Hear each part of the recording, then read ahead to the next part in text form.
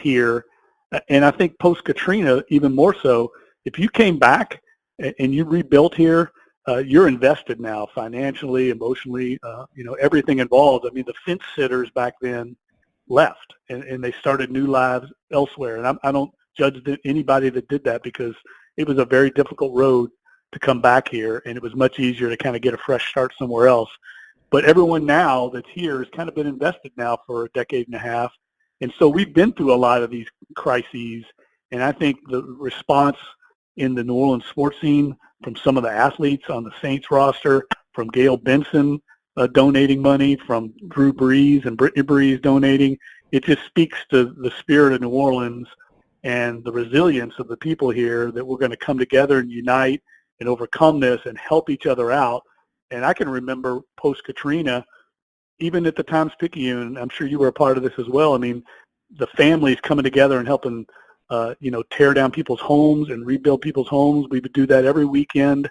In our little business world at the Times-Picayune, that's what we did to help each other out.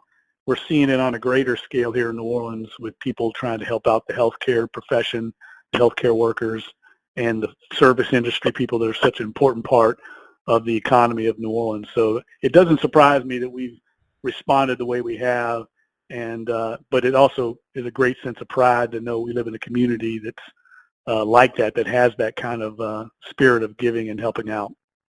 Yeah, I always say it's a really provincial place, but when you live here, you kind of get it. You understand it. And just so folks know out there, Dunk was one of the people who was here during Hurricane Katrina.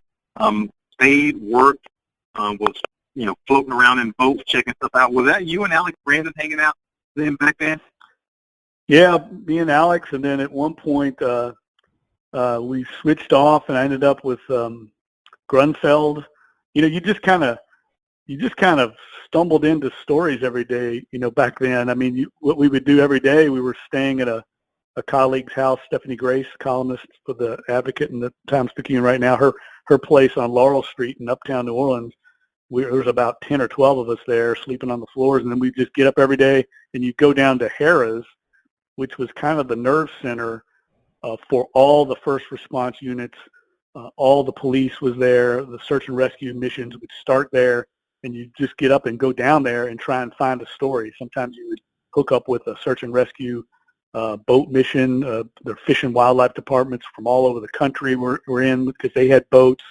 I just remember JD seeing on Poydras Street at one point, I was driving down to Harrah's and got caught behind a caravan of all these police, fire, and Fish and Wildlife, every kind of official unit you can think of from all over the country. I remember writing them down in my notebook. There were police and fire and rescue and EMS units from almost every state in that caravan going down to Harrah's. It just really let you see what kind of impact this had all over. It was a global story, and people had just come down to help in any way they could and help the response.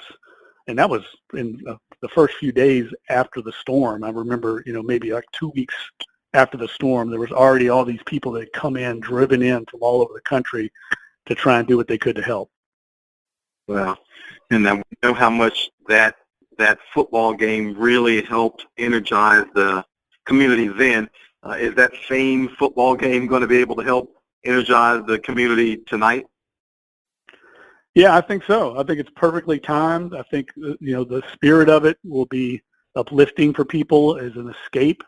I remember distinctly back in 2006 talking to fans. I had the assignment that night for the Times-Picayune, really just to cover the event. The game was going to be left to the beat writers and other people on our staff, but I was writing on the event itself. And if you remember, it was like a Super Bowl. It was a Super Bowl for locals. And you have to credit the NFL for doing that. I know the NFL gets kicked around here a lot in New Orleans, but what they did to give that game the platform, the biggest platform they have is Monday Night Football. It reaches the largest audience. And I didn't realize this until I was going back through and reading through some of my archived clips, JD, that was the first Monday Night Football game in the Dome since I think it was like 2001 or something. It'd been like 5 years in between Monday Night Football broadcasts. That seems incredible now, right? Because it's an annual thing for the Saints. But it had been 5 years since Monday Night Football had broadcast. And, you have U2 and Green Day. They'd never performed together. You had the guy that was the producer for the Grammy Awards produced the opening musical act. This was a Super Bowl level musical show. Having that level, those are people that perform at the Super Bowl here for a regular season game. The NFL, of course, footing the bill for all that. Those artists coming in, you had Irma Thomas and Alan Toussaint performing with Kermit Ruffins the national anthem. I mean, it was an extraordinary event. You had presidents on the field and celebrities. It transcended a regular season football game. It was not hard to learn very quickly that this was much bigger than just a football game in the third week of the 2006 season. This was a symbol to all of America, and also, I think, a message to all of America that New Orleans was going to come back.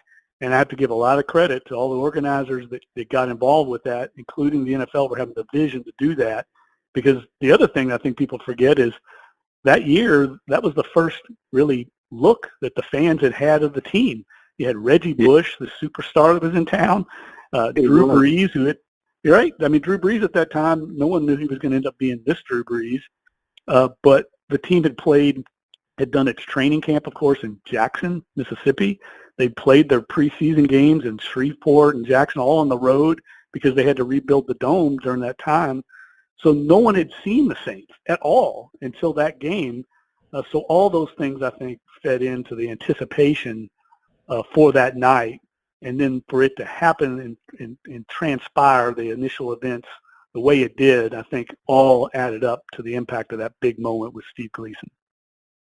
Yeah, I remember that. I remember, and I tell people now that's still the biggest event I've ever covered. Bigger than any Super Bowl, any NBA, anything. That's still the biggest event I've ever covered. Now, Dunk, you mentioned your book project. Before I let you talk about that book project, gotta tell people, I've read his previous books, and especially like Bags to Riches, folks. If you don't have it, find a way to get it because I love that book. But what's your current project?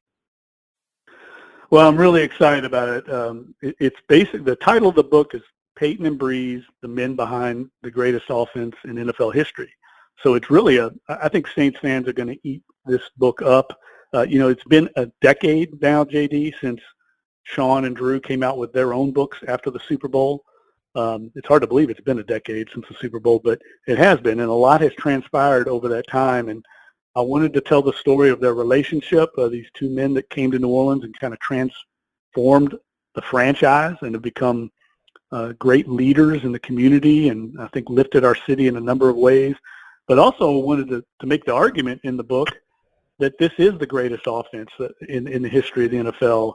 They've been doing it now for a decade and a half, how they've evolved the offense to stay ahead of opposing defenses, really get into how the sausage is made during the week in the offensive game plan. That was fascinating to me, and I have to, say thanks to the coaching staff with the New Orleans Saints, Pete Carmichael, Joe Lombardi, Curtis Johnson, Dan Campbell, along with Sean Payton for sitting down with me and basically explaining what goes on from Monday to Sunday and the step-by-step process. And you know this very well. It's an enormous investment of time and mental energy to put together a game plan for the New Orleans Saints, but I really believe that is why they're so successful. That is why they're great. And the argument I make is this offense has been doing it longer than anybody else. They basically have every offensive passing record in the history of the NFL, all the major ones. Drew and Sean have collaborated on that, how they've kept it fresh. You knew Mike McCarthy. I knew Mike McCarthy when he was with the Saints. It went stale on him in Green Bay with Aaron Rodgers, and he had to go get another start somewhere else. It went stale on Andy Reid in Philadelphia, and he had to go to Kansas City and just won a Super Bowl. That happens in the NFL. It hasn't happened here. Why has it not happened? And I think people should not take for granted what has gone on here with Sean Payton and Drew Brees, because I don't think we'll ever see it again where you have a head coach with an offensive background that played the position of quarterback and a quarterback of this level, this elite level, one of the greats of all time, collaborating. And every Sunday you get to watch these two guys go to work. It's been a remarkable run, and I hope they can end it on a high note, because these last 3 years have been unfortunate, because I really believe these last 3 years they're good enough to have won another Super Bowl, and we all know what the events that have led to some of those heartbreaking losses. But I think there's a story there that's going to play out here this season maybe. Well, I think it's going to play out well. I'm definitely looking forward to getting the book. Dunk, how can people get to you on Twitter? At Jeff Duncan _, and if you want to pre-order that book, I'll put in a shameless plug, JD. You can find it on Amazon right now. It's scheduled for release in October, but you can pre-order it right now. It's from Triumph Books out of Chicago, and hopefully, we have a great story to end it on with those two guys this season. I'm not saying it's the end for Drew, because I think he can play as long as he wants to play. I think he would agree with me. And he will be a part of the Saints for as long as they want to have him. But I think it's going to be a storybook ending, because I really believe that eventually their luck's going to turn around and they're going to, put together another Super Bowl run. Yeah, well, that is not a shameless plug, especially if it's quality work. Folks, I worked with Dunk for a long time at the Times-Picayune. Excellent writer, excellent columnist. I know Saints fans and he have a love-hate relationship from time to time. But the dude, you can call it that. Yeah, and I tell you what, Saints fans who don't like him, I'll give you a story one day about the first time Dunk and I worked in an event together from the Times-Picayune, and I saw the side of Jeff Duncan that y'all might not want to see. So I'm gonna let him out of here on that. Dunk, thanks for joining us here on Monday edition of the New Orleans Saints podcast, and that's going to be a wrap for us today. We'll be back with you on Wednesday for more Saints information.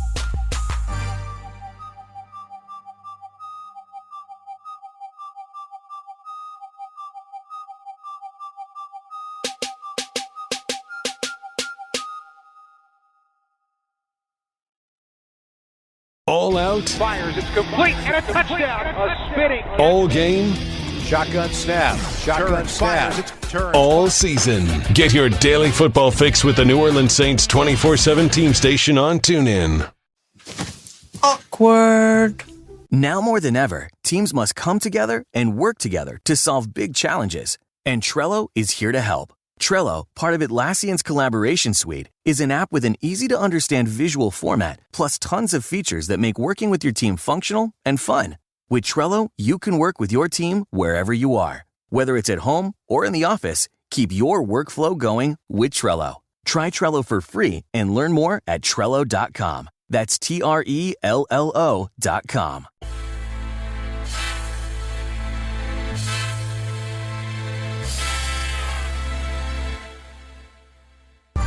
Well, welcome into the New Orleans Saints podcast. We're brought to you by SeatGeek, and on this Monday, April the 6th, we are really celebrating a Saints game day. We're in odd times right now as we prepare for a Monday Night Football rebroadcast on ESPN, and we are joined by a friend of the program, a personal friend, columnist, extraordinaire, author. What else is it? Jeff Duncan from Now The Athletic, one of my old colleagues from the Times-Picayune, but now at The Athletic, doing his thing. Jeff, thank you very much for joining us here on the program on this Monday. A little bit odd game day, but hopefully you're holding up well and your family's holding up well. Yeah, JD, it's good to be on. Good to hear your voice. I think we're all just striving for communication these days. We're both in the communication business, and it just feels this isolation. People just have a yearning right now, I think, to communicate. So it's good to hook up. We should call this the JD to JD podcast just for this one time. Yeah, we can do that. You know what? Here's the thing. I'm not accustomed to being at home this much over the course of a year, maybe a year and a half. I mean, how about you? Because being at home is I think that's driving me as stir crazy as much as anything, because I'm just not accustomed to being at home. Well, see, we're completely different on that in that regard.